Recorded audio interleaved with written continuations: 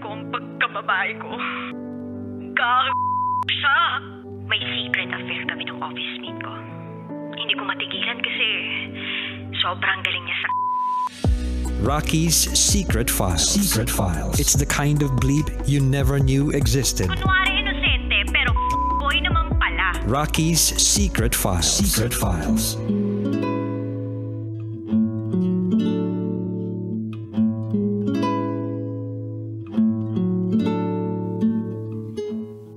And we're back. Kasama niyo pa rin si DJ Rocky and this is Mia's Secret File.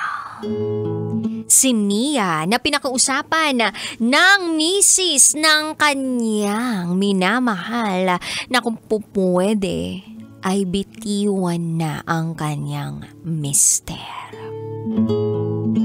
Paano kung si legal wife ang mismong nakiusap sa'yo, pinuntahan ka pa sa mismong bahay ninyo para sabihin sa'yo na hindi ko kayang mawala ang asawa ko? Huwag niyo nang ituloy yung ginagawa niyo.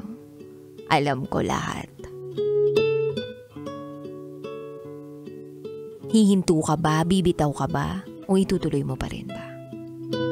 Well, ang ating secret file sender po, proudly, ay tinigil na po ang pakikipagrelasyon sa lalaking may asawa na at may mga anak na. Yes, nakakatuwa pong isipin na meron pong eskabetsa na biglang nagising sa kanyang sarili na itigil na talaga ang kanyang ginagawang mali. So pakinggan na po natin ang mga kabisyo nating nag-share ng kanilang mga thoughts, comments, suggestions, and violent reactions. Ito po ang sabi ng ating kabisyo na si Chanel. Para sa akin, napaka-selfish ng acts ni sender. No offense. Pag alam mong may pamilya na, dapat kahit gustong-gusto mong kausapin, pigilan mo na. Kasi dapat alam mo, ang kasiyahan mo ay kalungkutan naman ng pamilyadong o pamilyang inagawan mo. Dapat rin may respeto ka kahit sa sarili mo kasi hindi lang naman siya ang pwedeng magparamdam ng pagmamahal sa iyo. Bilib din ako kay Melissa, talagang tinataga ng loob niya para sa mga anak nila. Kahit siya yung naagrabyado, nanatili siyang kalmado. Shoutout po kay Jazzier or Jazer, Mika, Paul, and Jillian. Stay happy from Chanel. Actually, nakakabilib din talaga yung legal wife na si Melissa eh. Biruin mo, pwede niyang sabunutan eh. Actually, may rule yan. Dapat magaling kayo sa mga pagre-research ng mga laws ha. Kasi pwedeng sabihin na...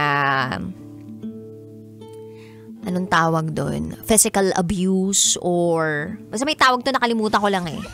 Pwede kang makasuhan kasi kahit ikaw yung legal wife. So dapat alam mo yung mga parte ng katawan ng eskabetche na pwede mong hilahin o parang saan parte siya pwedeng hawakan, kalmutin, saktan, yung mga ganon.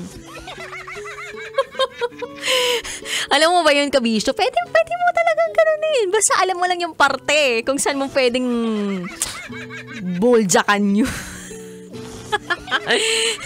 O hindi po ako nang encourage ng physical na sakitan. Pero syempre, 'di ba? Minsan may mga pagkakataon talaga na kailangan mong pakita na ikaw ay si Son Goku eh.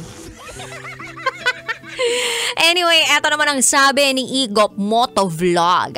Hello DJ Rocky, good evening. Hi Mia, thumbs up sa ginawa mong wag nang makipagtanan sa jowa mo dahil super wrong yon. Kawawa naman ang pamilya niyang maiiwan. Second salute din dun sa asawa ng jowa mo na hindi nag-iskandalo sa inyong pamamahay. Well, kahit kailan talaga ang mali ay hindi kailan magiging tama. May makikilala ka pa diyang single na walang sabit. Yun lamang po, shoutout sa TNVR Alliance The Boss, Grab Cars at sa Solid Independent Riders Group Capitol Chapter na bumabakbak sa kakalsadahan kahit maulan. Maraming salamat, Igop Motovlog. Ito pa sabi ni Joanne. Maya Pabengi, DJ Rocky, tama ang desisyon ni Mia na tigilan na ang kabaliwan niya dahil wala naman itong maidudulot na mabuti sa kanya, lalo na pamilyadong tao si Liam. Kawawa ang mga bata kapag nagkataon. Panigurado kahit ikaw ang nasa sitwasyon ni Melissa, hindi mo gugustuhin masira ang inyong pamilya. Makakahanap ka rin ng para sa'yo, Mia. Maraming salamat, DJ Rocking Malago. Thank you, Joanne. Eto pa sabi ni Yumi. Good evening, DJ Rocky. Kaya nagiging magulo ang relasyon ng taong may asawa na ay dahil sa tulad mo, Mia, na handang maging pangalawa at handang magbigay saya sa lalaking hindi makontento sa isa. The fact na sinama ni legal wife yung anak niya sa bahay ninyo ay para ipamukha sa iyo ang pamilyang sinisira mo. At kung nasasaktan ka, Mia, mas lalong masakit ang ibinibigay ninyo. Sa pamilya ni Melissa, isipin mo yung anxiety na ibinigay ninyong dalawa dahil sa pagtataksil ninyo. Bilib din ako sa legal wife sa pagiging kalmado. Sana tuloy-tuloy na ang paglimot mo kay Liam at hindi ka mapunta sa ganyang sitwasyon sa hinaharap. From Yumi. Ito pa sabi ni JP Babasa.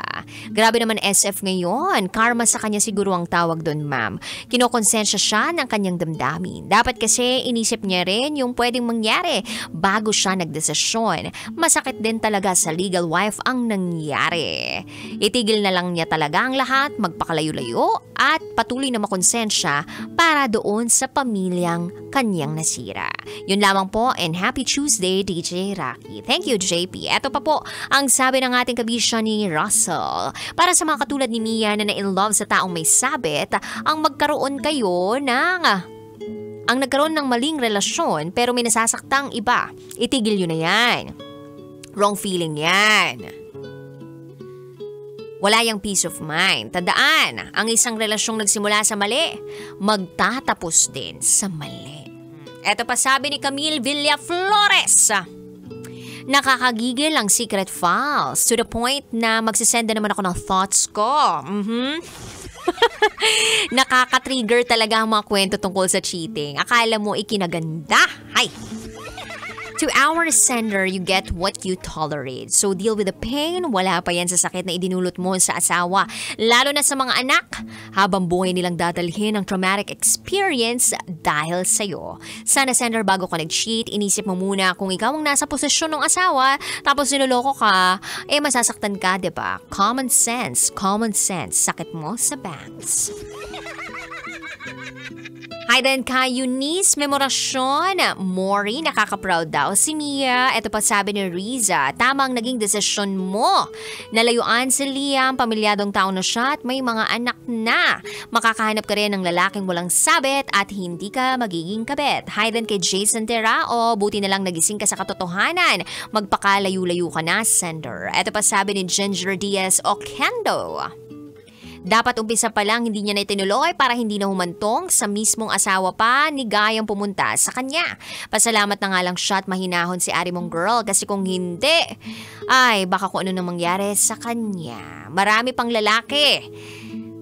At kahit naman magkatuluyan sila ni Liam, habang buhay niyang daladala yung konsensya. Shoutout po sa Yumol family watching from Pateros. Sabi pa ni Sir Rogelio, Clara Jr., mabait pa rin si legal wife dahil hindi ka sinampahan ng kasong adultery at dinaan ka sa mahinahon na paraang pagkikipag-usap. Totoo, Sir Rogelio. Miss ko na to si Sir Rogelio. Anyway, ang dami pa pong nag-comment sa ating secret file for tonight. At masasabi ko naman, naka-comment naman talaga itong secret file na to. Pag mga ganitong usapin, 'di ba? Parang yung mga BP natin lahat tumataas eh. Ultimo ako eh. Naiyak ako actually dun sa conversations. Naiyak ako dun sa ginawa ng legal wife. Naiyak din ako dun sa sinapit ng ating secret file sender. Pero alam yung tinatawag na deserve. Well, she deserves it because she made and decided to take that route na alam naman niyang mali in the very first place. So, eto pong secret file na to ay sana maging inspirasyon para sa mga taong nandun pa sa sitwasyon ni Mia dati. Na nung nalaman niya na meron ng asawa yung taong minamahal niya, lumayo na siya, sana pinanindigan niya na yun. Hindi yung naging marupok pa, okay, pumayag na maging patago, na maging pangalawa. Napakaiksi ng buhay para maging pangalawa ka lang. Napakaiksi ng buhay para maging priority ka lang. Ay, hindi ka priority. Napakaiksi ng buhay para kakarampot lang yung maramdaman mo at para hindi ka maipagsigawan sa buong mundo na ikaw yung taong mahal niya. Ang sarap kayang umibig ng malaya. Napakasarap umibig na naipagsisigawan mo sa buong mundo na mahal niyo yung isa't isa.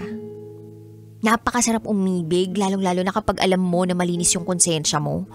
At wala kang tinatapakang tao, wala kang winawasak na pamilya. Nakakaawa actually yung mga bata na wala namang kamuwang-muwang pero dahil sa desisyon mo at desisyon ng tatay nila o nanay nila, biglang boom. Hindi na kumpleto yung pamilya nila. Nawasak na sila. Tayong mga mas nakakapag-isip ng tama, tayong mga adults, kaya nga tinawag na adult eh.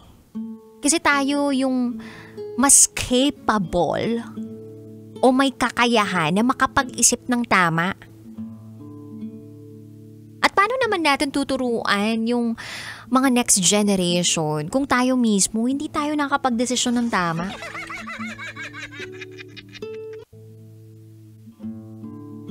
Oo, magkamali ka sa una, okay, mistake. Pero yung sunod-sunurin mo, yung pagkakamali mo, choice mo na yun.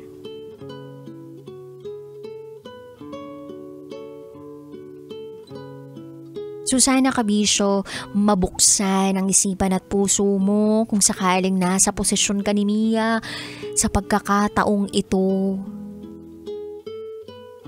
na bumitiw na.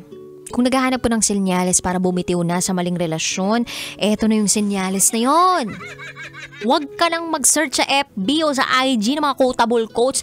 Eto na yun mismo sa programa ni DJ Rakitera, DJ Raki Secret Files. Sa sender nating si Mia, siya na mismo nagsasabi sa inyo, umalis ka na dyan. Umalis ka na dyan.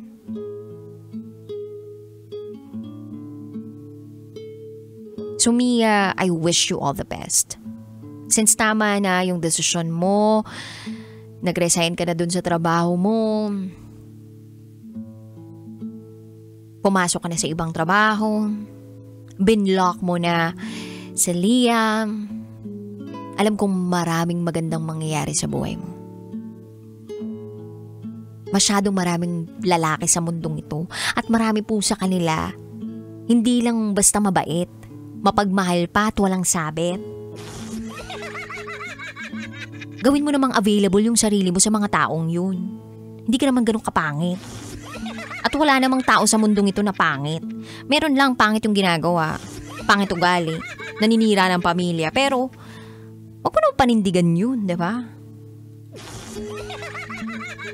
Nagiging pangit lang naman yung tao kapag naninira na siya o nang mawasak na siya ng pamilya. Pag pangit na yung ugali niya, wala siyang decency, wala siyang respeto sa isa't isa, o wala siyang respeto sa iba. Pag may tinatapakan na siyang tao. Yun, doon nagiging pangit yung tao.